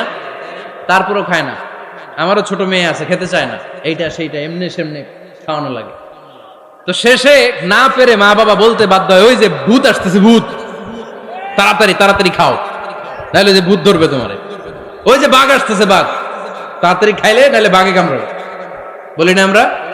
আপনারা কি বলেন? ভূত। আর কি বলেন? হ্যাঁ হ্যাঁ, আচ্ছা, এক এক জায়গায় এক একটা আমরা বলি, ভূত আসবে, বাঘ খাবে, ভাল্লুক খাবে, তাড়াতাড়ি খাও। মদিনাতে যখন ওমরে ফারুক আমিরুল মুমিনিন, মদিনার মায়েরাও বাচ্চাদেরকে খাওয়াতে পারতো না, ছোট্ট মেয়েদেরকে খাওয়াতে পারতো না, খাওয়া নিয়ে যন্ত্রণা করতো। বাচ্চারা যখন মদিনায় খেতে চাইতো না রাত্রি বেলায়, মদিনার মায়েরা বলতো তাড়াতাড়ি খাও, হা হুয়া ইয়াতি উমর, হা হুয়া ইয়াতি উমর, তাড়াতাড়ি খা, নাইলে ওই যে ওমর আসতেছে, Omar. This is our superhero সাইয়েদনা ওমর ফারুক রাদিয়াল্লাহু তাআলা আনহু। শুধু শয়তানি ভয় পেত না, মুনাফিকরাও ভয় পাইতো, জমের মতো ভয়। শুধু তাই না, আমাদের আম্মাজান বিষ্ণু ইসা ইসলামের স্ত্রীরাও ওমর ফারুককে ভয় পেতেন। সুবহানাল্লাহ কইবেন না? মাঝে মাঝে বিষ্ণু ইসা ইসলামের সাথে আম্মাজান আয়েশার ঝগড়া হতো, হতো না? আপনাদের ফ্যামিলিতে ঝগড়া হয়? হয় না? হয় না? কার কার দেখি? ওরে আল্লাহ, অনেক আল্লাহর ওলি আছে তো এই জায়গায়। ঝগড়া হয় না? কি কথা কয়, ঝগড়া হয় না বলে? বিশ্বনবীর ফ্যামিলিতে ঝগড়া হয়, আপনার ফ্যামিলিতে হয় না? মিষ্টি ঝগড়া। আর ও বিয়েই করে নাই।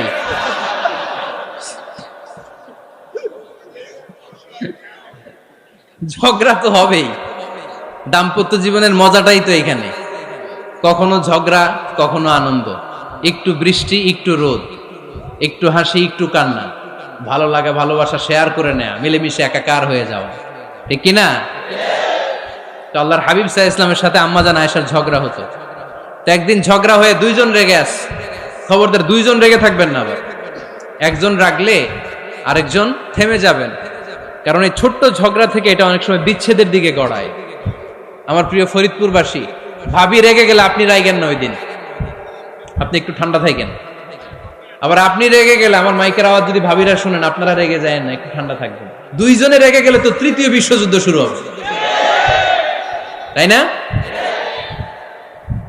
একজন রেগে গেলে আরেকজন ঠান্ডা। কারণ এই সামান্য ঝগড়া থেকে ইগোর কারণে এটা বিচ্ছেদ আর ডিভোর্স পর্যন্ত গড়ায়। আর শয়তান এখানে উস্কানি দেয়, কারণ ইমানদারদের ফ্যামিলি ভাঙতে পারলে শয়তান সবচেয়ে বড় খুশি হয়। আর ইমানদারদের ফ্যামিলি টিকে থাকলে খুশি হয়ে যায় কে? আম্মাজান আয়েশা রাদিয়াল্লাহু তাআলা আনহার সাথে বিষ্ণু ইসা ইসলামের ঝগড়া হতো মাঝে মাঝে। একবার ঝগড়া হলো, বিষ্ণু ইসা ইসলামের রাগ, আম্মাজান আয়েশাও রাগ। বিষ্ণুই বললেন, আয়েশা, ঝগড়া করে আর কতক্ষণ থাকবো, আসো মিটমাট করি।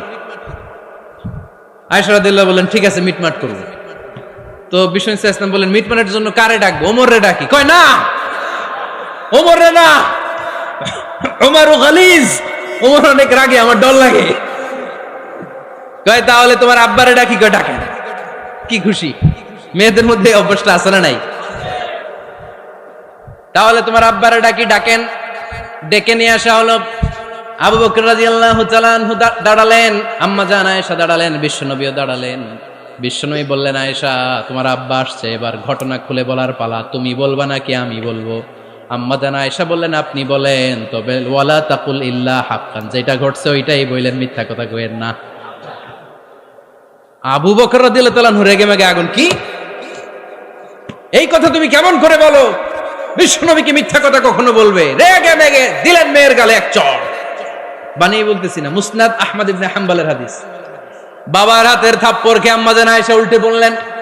সাইয়েদনা আবু বকর রাগে গড়গড় করছেন, আবার মারার জন্য তেড়ে গেলেন। এবার বাঁচার জন্য আম্মা জান আয়েশা বিশ্বনবীর পিছনে যে আশ্রয় নিলেন, বিশ্বনবী বাঁচানোর জন্য দুই হাত মেলে দাঁড়িয়ে গেলেন। পড়েন সুবহানাল্লাহ। বিশ্বনবী যখন দুই হাত মেলে দাঁড়িয়ে গেলেন, সাইয়েদনা আবু বকর রাদিয়াল্লাহু আনহু থেমে গেলেন। সাইয়েদনা আবু বকর রাদিয়াল্লাহু তাআলা আনহু ঘর থেকে বের হয়ে বারান্দায় দাঁড়ালেন। পড়েন সুবহানাল্লাহ। এবার বিশ্বনবী আম্মা জান আয়েশার কাছে যেয়ে বলেন, ইয়া আয়েশা কাইফা রাআইতিনি আনকাসতুকি মিনার রাজুল, দেখছো কেমনে বাঁচাইলাম? আমি না থাকলে বর্তমানে ফেলতো আজকে। আমি বাঁচাইছি তোমারে, আমি আমার লগে ঝগড়া করো তুমি। লজ্জায় পড়ে আম্মা জান আয়েশা খিলখিল করে হেসে দিলেন, বিশ্বনবীও হেসে দিলেন। দুইজনের হাসির মধুর আওয়াজ শুনে সাইয়েদনা আবু বকর বাইরে থেকে অবাক, কিরে এতক্ষণ না ঝড় তুফান, এখন দেখি হাসি। সালাম দিয়ে অনুমতি নিয়ে ভিতরে ঢুকলেন। ঢুকে দেখেন আম্মা জান আয়েশাও হাসে, বিশ্বনবীও হাসে। এ হাসি দেখে আবু বকর রাদিয়াল্লাহু আনহু হেসে দিলেন। আরশের উপর থেকে খুশি হয়ে গেলেন কে? এবার সাইয়েদনা আবু বকর রাদিয়াল্লাহু তাআলা আনহু বললেন, ইয়া রাসূলুল্লাহ আশরিকানি ফি সিলমিকুমা কামা আশরাকতুমানি ফি হারবিকুমা।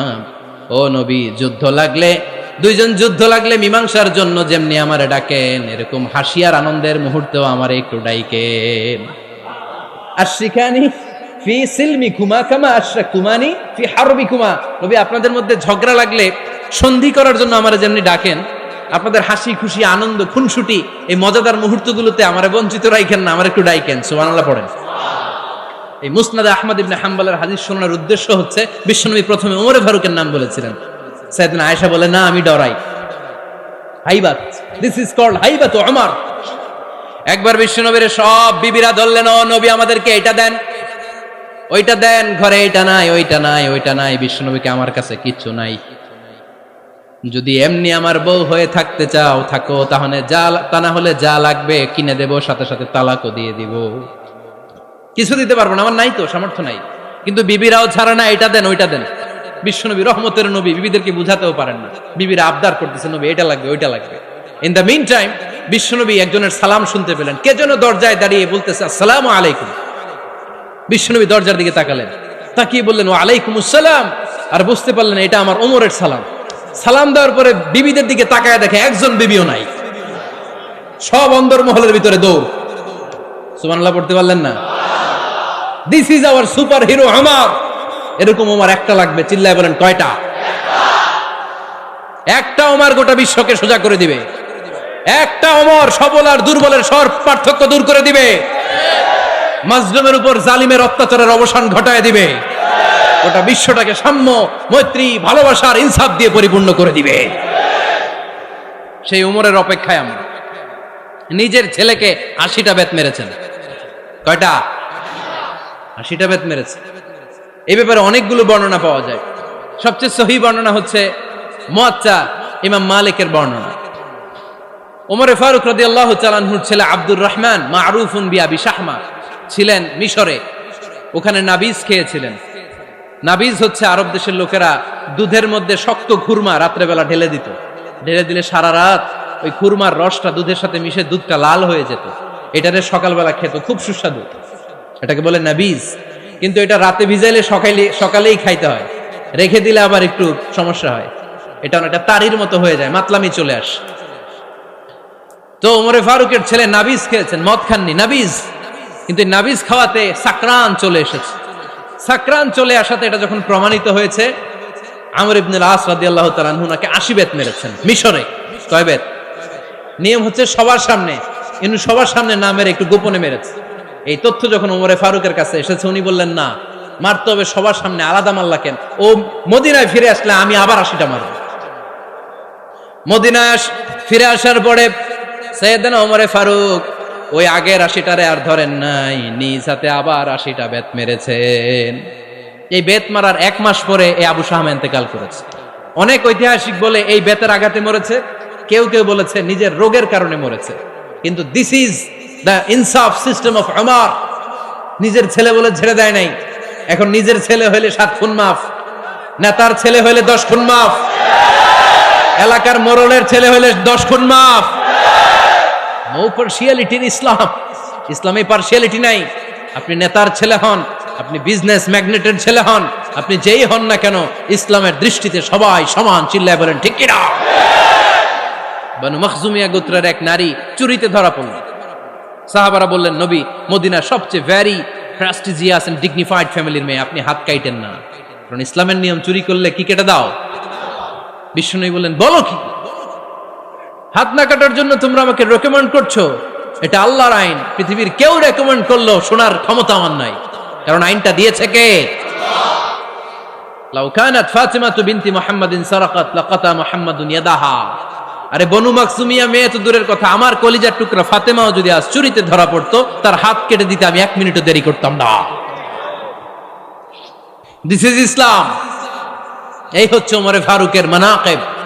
এরকম ওমরে ফারুক কয়টা লাগবে? আওয়াজ করে বলতে হবে, কয়টা লাগবে? একটা লাগবে। এই সাইয়েদনা ওমরে ফারুক মদিনার প্রথম চিফ জাস্টিস ছিলেন। সর্বপ্রথম উনার পরামর্শে সাইয়েদনা আবু বকর রাদিয়াল্লাহু তাআলা আনহু কোরআনকে সংকলন করেছেন। আমরা এই যে কোরআন পড়ি 30 পারা, এমদাদিয়া লাইব্রেরির 114টা সূরা, কত সুন্দর সন্নিবেশ করা হয়েছে, এখানে সাজানো হয়েছে। আল্লাহর হাবিব সাল্লাল্লাহু আলাইহি ওয়াসাল্লামের সময় কি এরকম কোরআন ছিল নাকি? ছিল না। খেজুর পাতার মধ্যে, গাছের বাকলের মধ্যে, ওটের বড় হাড্ডির মধ্যে আর পাথরের মধ্যে খোদাই করা কোরআন ছিল। সাইয়েদনা আবু বকরের সময় রাদিয়াল্লাহু তাআলা আনহুর সময় যুদ্ধ হলো, 70 জন হাফেজ সাহাবী ইন্তেকাল করলেন। সাইয়েদনা আবু বকর রাদিয়াল্লাহু তাআলা আনহুকে ডেকে ওমরে ফারুক বললেন, ও আবু বকর, এইভাবে হাফেজে কোরআন সাহাবীরা যদি দুনিয়া থেকে বিদায় হয়ে যায়, আল্লাহর কোরআনও তো বিদায় হয়ে যাবে। আমার পরামর্শ হলো, আপনি সব বয়োজ্যেষ্ঠ সাহাবীদেরকে একসাথে করে কোরআনের সব কাগজগুলোকে একসাথে করে একটা নির্ধারিত কপির মধ্যে কোরআনকে সংকলন করে ফেলেন। সাইয়েদনা আবু বকর বললেন, যেটা আমার নবী করে না, এটা আমি কেমনে করি? কিন্তু ওমরে ফারুক নাছরবান্দা বলে না, এটা করলে কোনো খারাপ হবে না, ভালোই হবে। মুসলিম উম্মার জন্য এক জায়গায় কোরআন সন্নিবেশিত থাকবে, আপনি করেন। সাইয়েদনা আবু বকর রাজি হয় না, ওমরে ফারুকও ছাড়ে না। ওমরে ফারুক বলতে বলতে বলতে বলতে এমন ভাবে সাইয়েদনা আবু বকর রাদিয়াল্লাহু তাআলা আনহুকে ধরলেন, সব শেষে সাইয়েদনা আবু বকর ওমরে ফারুকের কথায় কোরআন সংকলনে রাজি হয়ে গেলেন। পড়েন সুবহানাল্লাহ। উনি বললেন, ওমর যখন আমাকে বারবার বুঝাতে লাগলো, আল্লাহ তাআলা আমার হৃদয়টা ওমরের কথা শোনার জন্য খুলে দিলেন। আল্লাহ তাআলা কেমন যেন আমাকে ইলহাম করলেন, আবু বকর করো, এই কাজের মধ্য দিয়ে আমি আমার কোরআনকে গোটা বিশ্বে জীবিত রেখে দেব। This is Omar. এই যে আমরা হিজরি সনের যে আমরা গণনা করি, এই হিজরি সনের প্রবর্তক হচ্ছে সাইয়েদনা ওমরে ফারুক। সাইয়েদনা ওমরে ফারুক এই হিজরি সনের গণনা শুরু করেছেন। সাহাবারা বলল, আমিরুল মুমিনিন, খ্রিস্টানদের ঈসাই সন আছে, আমাদের মুসলমানদের কোনো সন নাই। আমাদের একটা সন থাকলে আমাদের জিজিয়া নিতে, আমাদের যাকাতের টাকা উত্তোলন করতে অনেক সুবিধা হবে। ওমর ফারুক বললেন, তাহলে কোন সালকে হিজরি, কোন সালকে মুসলিম সাল হিসেবে আমরা ঘোষণা দিতে পারি? একজন বলল, আমার নবী যেই সালে জন্মগ্রহণ করেছেন ওই সালে। ওমর ফারুক বললেন, না, আমার নবীর জন্ম আমাদের জন্য খুশির দিন, কিন্তু এটা আমাদের জন্য প্রেরণা নয়, প্রেরণা নবীর কাজে, ঠিক কিনা? আরো কিছু সাহাবারা বলল, তাহলে যেই সালে আমার নবী ইন্তেকাল করেছে ওইটারে প্রথম সাল ধরেন। ওমর ফারুক বললেন, না, যেদিন তিনি ইন্তেকাল করেছেন এটা আমাদের দুঃখের দিন, এটা আমাদের প্রেরণা নয়। আমাদের প্রেরণা হচ্ছে বিশ্বনবীর ত্যাগ, তিতিক্ষা আর কাজের মধ্য দিয়ে। জোরে কোন ঠিক কিনা? ওমর ফারুক বললেন, যেদিন বিশ্বনবী ইসলাম রক্ষায় নিজের মাতৃভূমি ছেড়ে মক্কা থেকে মদিনায় গিয়েছেন, ওই দিনটাকে হিজরি প্রথম দিন ধরে আমরা হিজরি সাল গণনা করে শুরু করে দেব। ওইটাই হচ্ছে হিজরি সন। সেখান থেকে হিজরি সনের প্রবর্তন করেছেন সাইয়েদনা ওমর ফারুক রাদিয়াল্লাহু তাআলা আনহু। এই যে স্টেট গভর্নমেন্ট, এই যে প্রিজন, জেলখানা, ক্যান্টনমেন্ট, সচিবালয়, গণভবন, বঙ্গভবন, মুক্তিযোদ্ধাদের ভাতা, রাষ্ট্রীয় ভাতা, এই সব নিয়ম কানুন সাইয়েদনা ওমর ফারুক তার রাষ্ট্রীয় আমলে তিনি নিজে করেছেন। চিল্লায় পড়েন আল্লাহু আকবার।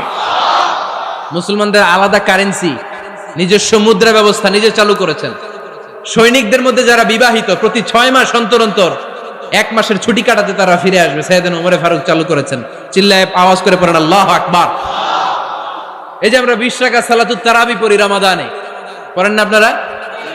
এটা সাইয়েদনা ওমর ফারুক চালু করেছে। সুবহানাল্লাহ পড়তে পারলেন না? কোরআনে মোট 22টা আয়াত আছে যেখানে সাহাবারা ইনডিসিশনে ভুগছিলেন। বিশ্বনবীর মত একটা, ওমর ফারুকের মত আর একটা। এই 22 জায়গায় আল্লাহ তাআলা বিশ্বনবীর মতের পক্ষে আয়াত নাজিল না করে ওমরে ফারুকের মতের পক্ষে কোরআনের আয়াত নাজিল করেছেন। আওয়াজ করে পড়েন আল্লাহু আকবার। এদিকে উঠলেন কেন আপনারা? যারা উঠছেন আমার দিকে তাকান।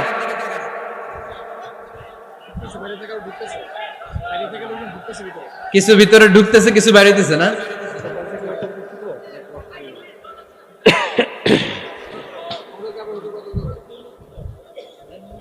সাইয়েদনা ওমর ফারুক, আমরা সাহাবীদের জীবন চরিত পড়তে চাই না, কত যে অনুপ্রেরণামূলক দৃষ্টান্ত সাইয়েদনা ওমর ফারুক আমাদের জন্য রেখে গিয়েছেন।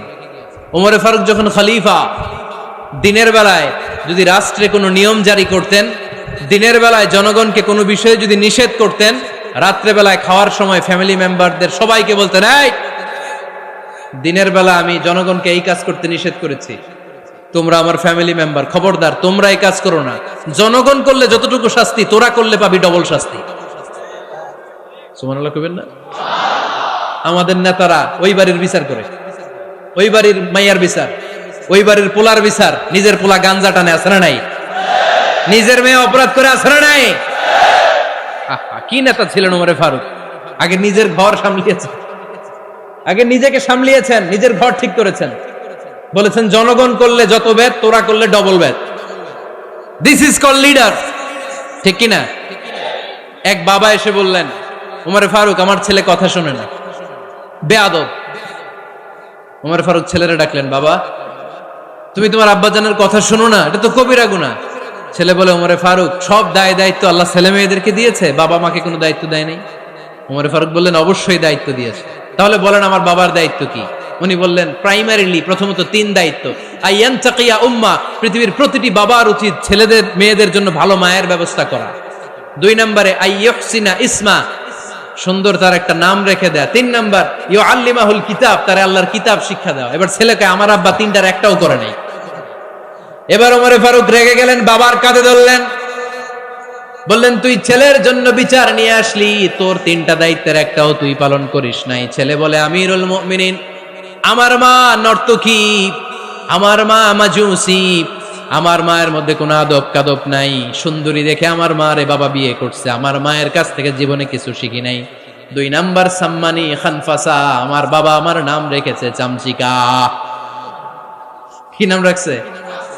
এটা নাম হইলো একটা, এরকম উল্টা পাল্টা নাম আছে না নাই? না, এগুলো রাখবেন না।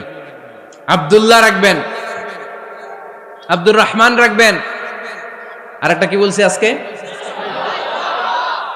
হুযায়ফা রেখে দিয়েন, পারবেন? ওয়ালাম ইউআল্লিমনি হারফাম মিন কিতাবিল্লাহ, আমিরুল মুমিনিন। শুধু তাই না, আল্লাহর কোরআনের একটা অক্ষর আমার বাবা কোনোদিন আমারে শিক্ষা দেয় নাই। ওমর ফারুক রেগে গেলেন, এবার বাপের কান্দে ধইরা মারতে শুরু করলেন। তুই পোলার নামে বিচার নিয়ে আইছিস, তোরে মার দিমু আগে। এরকম নেতার দরকার আছে না নাই? মদিনায় এক লোক তার বউরে রাগের চোটে 100 তালাক দিয়ে ফেলছে। কয় তালাক দেয়ার নিয়ম? কয়টা দিছে? কয়টা? এবার স্ত্রী কাঁদতে কাঁদতে এসে বলে, আমিরুল মুমিনিন দেখেন, আমার স্বামী আমারে রেগে মেগে 100 তালাক দিচ্ছে। ওমর ফারুক বললেন, দইরা নিয়ে আয়, এটারে নিয়ে আসা হলো। ওমর ফারুক বললেন, কয়টা তালাক দিয়েছ? কয় 100টা। কেন দিছ? কয় মাথা গরম আছিল। এরকম আছে না? তালাক দেওয়ার সময় সব তালাক, তুই তালাক, তোর মা তালাক, তোর বোন তালাক, সব তালাক। তালাক দিবে ওয়াইফ রে, দিতেছে সবাই রে। ওমর ফারুক বললেন, দিবে 3টা, 100টা দিলা কেন? কয় মেজাজ গরম ছিল। কয় দাঁড়া, আত-তালাকু মিন শাআইরিল্লাহ, তালাক হচ্ছে আল্লাহর দেয়া বিধানের একটা নিদর্শন, এটা নিয়ে তুই খামখেয়ালি করলি। আমার রায় শোন, আমার রায় হচ্ছে 3 তালাকে তোর বউ তালাক, বাকি 97 তালাক তোর পিঠের উপরে পড়বে। এরকম বিচারের দরকার আছে না নাই? এরকম দৃষ্টান্তমূলক বিচার যদি বাংলার জমিনে দেয়া হতো, আর কোন নারী ধর্ষিতা হতো? আর কোন নারীকে অ্যাসিড মারা হতো? আর কোন নারী যৌতুকের জন্য কান্না করতো? একটা আমল লাগবে, বেশি না। মক্কা, মদিনা, এই 7 জায়গায় 7 জন গভর্নর পাঠিয়েছেন, তাদের থেকে তথ্য নিতেন। এই গভর্নর সিস্টেম উনি বানিয়েছেন। সাইয়েদনা আমর ইবনে আল আস রাদিয়াল্লাহু তাআলা আনহুকে পাঠিয়েছেন মিশরে। মিশরে একটা দৌড় প্রতিযোগিতা হতো। মিশরি বলে, আমার মাল্লা কেন? তুমি খেলায় পারো না, আমারে মাল্লা কেন? কয় আনা ইবনুল আকরামিন, আমি গভর্নরের পোলা, আমি যা বলবো এটাই হবে, আমার উপরে কথা নাই। মিশরি ওইখানে আর ঝগড়া বাঁধায় নাই, মনে দুঃখ নিয়ে মদিনায় চলে আসলেন। এসে বললেন, আমিরুল মুমিনিন, আপনি আমর ইবনুল আস রাদিয়াল্লাহু তাআলা আনহুকে মিশরের গভর্নর বানিয়ে পাঠিয়েছেন। একটা প্রতিযোগিতায় আমি চ্যাম্পিয়ন হয়েছি, ওনার ছেলে হয়েছে রানার আপ। কেন সে চ্যাম্পিয়ন হতে পারে নাই? এই কারণে আমার মাথায় লাঠি দিয়ে 3টা বাড়ি মেরেছে। বিচারটা দিছে কার দরবারে? কথা বুঝেন নাই বোধহয়? ওমরে ফারুকের দরবার। ওমরে ফারুক বললেন, তাই আগামী বছরের অমুক তারিখ আমি সব গভর্নরদেরকে ডেকে হিসাব নিতে, ওই দিন তুই থাকবি, পারবি না? মিশনে বলে পারবো, মানে অবশ্যই পারবো। ওই দিন 7 রাজ্য থেকে 7 গভর্নর হাজির, গভর্নরদের ছেলেরাও হাজির, মিশরীয় হাজির। 7 গভর্নরের কাছ থেকে 7 এলাকার খোঁজ খবর নেয়ার পরে ওমরে ফারুক বললেন, আইনাল মিসরি, মিশরি লোকটা কই, এদিকে আয়। মিশরি সামনে আসার পরে বলল, আমর ইবনুল আস, তুমি মিশরের গভর্নর, তোমার ছেলে সহ তুমি আসো। আমর ইবনুল আস এসে সামনে বসে রইলেন। এবার বললেন, ও আমর ইবনুল আসের ছেলে, তুমি নাকি ইবনুল আকরামিন গভর্নরের ছেলে, তুমি যা বলবা মিশরে নাকি তাই হবে, তোমার নাকি অনেক দাপট। নিজে একটা লাঠি এনে মিশরীর হাতে দিয়ে বলল, এবার তোর মাথায় যতটা মারছে তুই ততটা গুনে গুনে মার, আমি দেখবো। আমর ইবনুল আস দেখবে, আমর ইবনুল আসের ছেলেরে তুই এখানে মার। সে বলতেছে, থাক, আপনি বলছেন এতেই যথেষ্ট, মারা লাগবে না, আমি মাফ করে দিলাম। ওমরে ফারুক বলল, খবরদার, মার, মার ওর মাথার মধ্যে। মিশরি ওমরে ফারুকের ধমক শুনে ভয়ে ভয়ে 3টা বাড়ি মারল।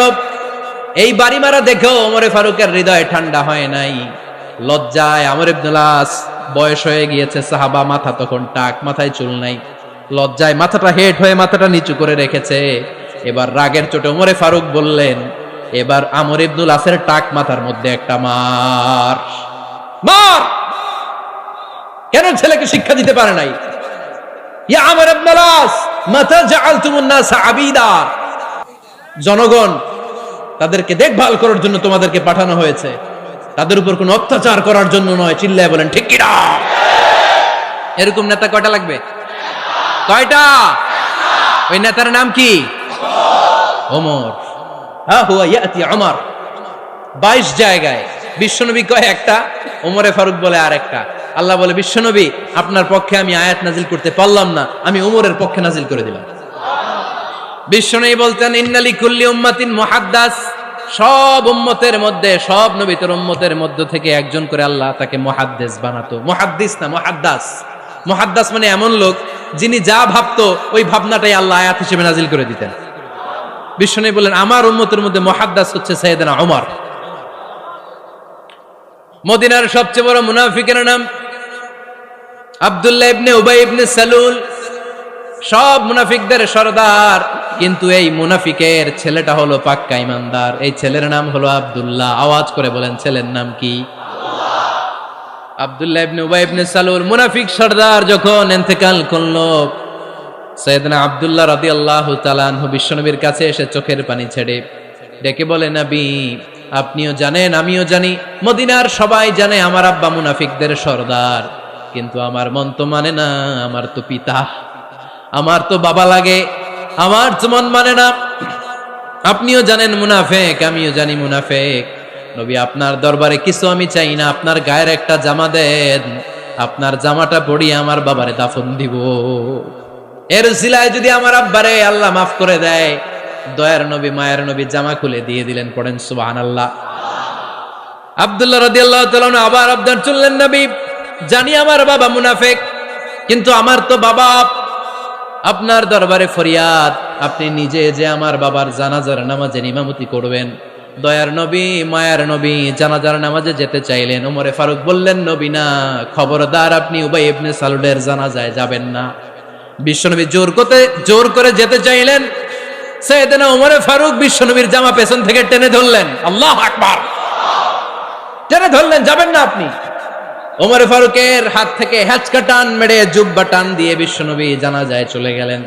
রব্বুল আলামিন আয়াত নাজিল করলেন, ইস্তাগফির লাহুম আও লা তাস্তাগফির লাহুম ওয়া ইন তাস্তাগফির লাহুম 70 মাররাতান ফালান ইয়াগফিরাল্লাহু লাহুম। নবী গো, একবার নয়, দুইবার নয়, 70 বারও যদি এই মুনাফিকের জন্য আপনি ক্ষমা চান, তার জন্য ক্ষমা নাই, তার জন্য আছে জাহান্নাম। ওয়ালা তাকুম, আপনি যাবেন না আলা কবরি, কখনো তাদের জানাজায় যাবেন না। এই যে একটা ভুল করে ফেলছেন, এটা এইবারই শেষ, এরপরে আর যাবেন না। সাইয়েদনা ওমর ফারুকের পক্ষে আল্লাহ তাআলা কোরআনের আয়াত নাযিল করে দিলেন, চিল্লায় পড়েন আল্লাহু আকবার। এভাবে 22টা জায়গায় ওমর ফারুক যা বলেছে, এটা নিয়ে একটা আলাদা আলোচনা হইতে হবে, আলাদা একটা আলোচনা লাগবে যে 22টা আয়াতে আল্লাহ তাআলা বিশ্বনবীর পক্ষে কোরআনের আয়াত নাযিল না করে সাইয়েদনা ওমর ফারুকের পক্ষে আয়াত নাযিল করেছেন, চিল্লায় পড়েন সুবহানাল্লাহ। ওই ওমর ফারুককে আমাদের মডেল বানানোর দরকার আছে না নাই? ওই ওমর ফারুকের জীবনী আমাদের ছেলে মেয়েদেরকে পড়ানোর দরকার আছে না নাই? আমাদের ভবিষ্যৎ প্রজন্ম এগুলো জানে না। ওরা সালমান খান দেখে বড় হয়, ওরা শাহরুখ খান দেখে বড় হয়, ওরা ঋত্বিক রোশনকে দেখে বড় হয়, ওরা মনে করে যে এরাই বড় সুপার হিরো। আমাদের যে কত বড় সুপার হিরো আছে এরা জানেই না। নতুন প্রজন্মের কর্ণকহরে সাইয়েদনা ওমর ফারুকের ইতিহাস পৌঁছে দেওয়ার দরকার আছে না নাই? ওমর ফারুকের ইন্তেকালের ঘটনাটা বলেই আমরা মোনাজাতের দিকে যাব। শুনবেন? শুনতে চান? উনি স্বপ্নে দেখলেন একটা লাল মোরগ ওনাকে 3টা ঠোকর মেরেছে। কয়টা? উনি জুমার নামাজে, জিলহজ মাসের শেষ সপ্তাহে জুমার নামাজে বললেন যে একটা লাল মোরগ 3টা ঠোকর মেরেছে। মুগীরা ইবনে শুবা রাদিয়াল্লাহু তাআলা আনহুর দাস আবু লুলু আল মাজুসি, এই লোকটা খঞ্জর বানাতে পারত। মুগীরা রাদিয়াল্লাহু তাআলা আনহুর দাস। মুগীরা প্রতিদিন 4 দিরহাম করে চার্জ করত, যেহেতু দাস। সে এসে বিচার দিল, আমিরুল মুমিনিন, মুগীরা আমার থেকে বেশি টাকা চায়, জুলুম করে। ওমর ফারুক বললেন, তাই? তুমি কি কাজ জানো? বলে, আমি খঞ্জর বানাতে জানি। বাড়ি কই? পারস্য। আরে তুমি খঞ্জর বানাতে জানলে তো 4 দিরহাম অনেক কম, সে তো আরো বেশি টাকা নেওয়া দরকার ছিল তোমার থেকে। আবু লুলুর এই কথা পছন্দ হয় নাই। সে কয়, ওমর তুমি সবারে দয়া দেখাও আর আমার ক্ষেত্রে কঠিন নিয়ম বানাইলা, দাঁড়াও এই নিয়ম তোমার আমি দেখাবো। এই রাগে সে বাড়িতে যে একটা খঞ্জর বানালো। কি বানালো? খঞ্জর চিনেন? ছোট্ট ছুরি। কিছুদিন আগে ওমানের সুলতান কাবুস ইন্তেকাল করেছে, জানেন আপনারা? ওনার এই কোমরের মধ্যে খঞ্জর থাকতো, ছবিতে দেখছেন? আরব শায়েখ যারা সুলতান আমির, কোমরে কি থাকে?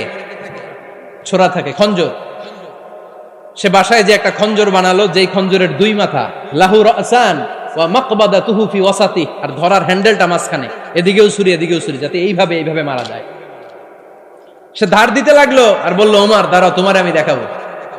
ওমর ফারুক মসজিদে নববীর ইমাম, ফজরের নামাজের সময় এ আবু লুলু আল মাজুসি বুরনুস পরে, চাদর পরে, লুকিয়ে লুকিয়ে, সে অগ্নি উপাসক, মুমিন নয়। ওমর ফারুককে অ্যাটাক করার জন্য গেলেন মসজিদে নববীতে। ওয়াকানু ইউসাল্লুনা বিগালাস, তখন ওনারা অন্ধকারে নামাজ পড়তেন। নামাজের সময় যখন হলো, লুকিয়ে লুকিয়ে প্রথম কাতারে ওমর ফারুকের পিছনে মুয়াজ্জিনের পাশেই দাঁড়ালো, হাতে খঞ্জর। একামত হলো, ওমর ফারুক সালাত শুরু করলেন, ফজরের সালাত, আল্লাহু আকবার। নামাজ শুরু করলেন, সূরা ফাতিহা বললেন। আরেকটা সূরা যখন পড়তে যাবেন, in the mean time Abu লুলু এই খঞ্জর নিয়ে ওমর ফারুকের বুকের মধ্যে 3টা স্টেবিং করলেন। একটা মারলেন নাভির নিচে, মারার সাথে সাথে পাকস্থলী কেটে গেল। আরেকটা মারলেন পাজরে, পাজর ছিঁড়ে গেল। 3টা মারার পরে ওমর ফারুক বললেন, কাতালানি আল কাল, এক কুকুর আমাকে মেরে ফেলেছে। পেছন থেকে এক সাহাবীকে টান মেরে সামনের দিকে নিয়ে গেলেন, তুমি নামাজের ইমামতি করাও। আর ওমর ফারুককে বাকিরা ধরাধরি করে পেছনে নিতে আরম্ভ করলেন। আর এই আত্মাই আক্রমণ যে করেছে, সে কাতারের মাঝখান দিয়ে যেতে আরম্ভ করলো আর 2 দিকে ছুরি মারতে আরম্ভ করলো। 13 জন সাহাবীর গায়ে ছুরি মেরেছে, 7 জন সাহাবা স্পট ডেথ, জায়গায় মৃত্যু। এই ভয়ঙ্কর অবস্থা দেখে এক সাহাবী বুরনুস, এক ধরনের জুব্বা আছে মাথাওয়ালা, অনেকে জ্যাকেট পরছেন না এরকম মাথাওয়ালা, লম্বা জুব্বা আছে আরবরা শীতে পরে মাথাওয়ালা, এই মাথাওয়ালা জুব্বা বের করে এক সাহাবী জালের মতো তার দিকে উড়ায় মারল। ওই বুরনুসের মধ্যে পেঁচিয়ে আবু লুলু মাটিতে পড়ে গেল আর সুইসাইড করে ফেলল, নিজের বুকে নিজে মেরে আত্মহত্যা। যেই সাহাবীকে ইমামতির জন্য দাঁড় করালেন, উনি ছোট্ট সূরা দিয়ে প্রথম রাকাতে সূরা আল কাউসার, দ্বিতীয় রাকাতে সূরাতুল ইখলাস দিয়ে নামাজ শেষ। ওমর ফারুক বেহুশ। ওমর ফারুক কি? হ্যাঁ, বেহুশ। সবাই কান্নাকাটি করতেছে, সবাই দেখতে গেলেন, এখন হুঁশ ফিরে না। মুখের মধ্যে, মুখ খুলে রাষ্ট্রের চিকিৎসক মুখের মধ্যে দুধ দিলেন, ওই নাভি দিয়ে দুধ বের হয়ে যায়। পাকস্থলী কেটে ওখান দিয়ে দুধ বের হয়ে যাচ্ছে। তারা বললো ওনারে বাঁচানো সম্ভব না, দেখেন হুঁশ ফিরে কিনা। হুঁশ ফিরলে ওনার পরে কে আমির হবে, উনি যেন প্যানেল ঠিক করে দিয়ে যায়। সবাই তাকিয়েছে ওমরে ফারুকের চোখের দিকে। আল্লাহর মেহেরবানিতে ঘন্টা খানিক পরে উনি চোখ খুললেন। চোখ খোলার পরেই বলেন নাই ও মা আমি মরে যাই। চোখ খোলার পরে উনি বলেন নাই কে মারলো আমারে। চোখ খোলার পরে উনি বলেন নাই আমার পরে নেতা কে হবে। চোখ খোলার পরে সর্বপ্রথম কথাটি ছিল আসল্লান নাস, আমার নেতৃত্বে যে ফজরের নামাজটা শুরু হয়েছিল এটাকে ঠিকমতো তোরা পড়েছিলি? আমার নেতৃত্বে যে ফজরের জামাত শুরু হয়েছিল সেটা ঠিকঠাক মতো সমাপ্ত হয়েছিল কিনা আগে বল। আসল্লান নাস, নামাজটা হয়েছে কিনা বল। সুবহানাল্লাহ বলতে পারলেন না? This is Omar, hour super hero. নেতা অনেকগুলো লাগে না, এরকম নেতা একটাই যথেষ্ট যে গোটা বিশ্বকে কাঁপায় দিতে পারে। চিল্লায় বলো ঠিক কিনা? আমরা চাই আমাদের ছেলেগুলো ওমরে ফারুকের মতো বড় হোক। আমরা চাই আমাদের ছেলে মেয়েগুলো খাব্বাব, খুবাইব, সাইয়েদনা আলী, উসমান, আবু বকর রাদিয়াল্লাহু তাআলা আনহুর অনুসরণে বড় হোক। ঠিক কিনা? আমরা একটা ওমর চাই যিনি আমাদেরকে সালাতের শিক্ষা দিয়ে গিয়েছেন, ইন্তেকালের আগে বলেছেন সাল্লান নাস। এজন্য আমরা যেন নামাজ কখনো নষ্ট না করি। আল্লাহর জমিনে দিন বাস্তবায়ন আসাদ্দুহুম ফি আমরিল্লাহি ওমর রাদিয়াল্লাহু তাআলা আনহুর মতো এত কঠোর কেউ ছিলেন না। তাই দিন বাস্তবায়নে আমরা যেন কাউরে ছাড় না দেই। সবার আগে আল্লাহর দিন, সবার আগে আল্লাহর কোরআন, সবার আগে আমার ইসলাম। ঠিক কিনা? চাইলেই কেউ এদেশ থেকে ইসলামরে মিটাই দিতে পারবে না। যে দেশে আল্লাহু আকবার ধ্বনির সাথে সাথে সূর্য উঠে যায়, আল্লাহু আকবার ধ্বনির সাথে সাথে সূর্য ডুবে যায়, সে দেশে আর কিছু থাকবে না থাক আমার ইসলাম থাকবেই, আর কিছু থাকবে না থাক আমার কোরআন থাকবেই।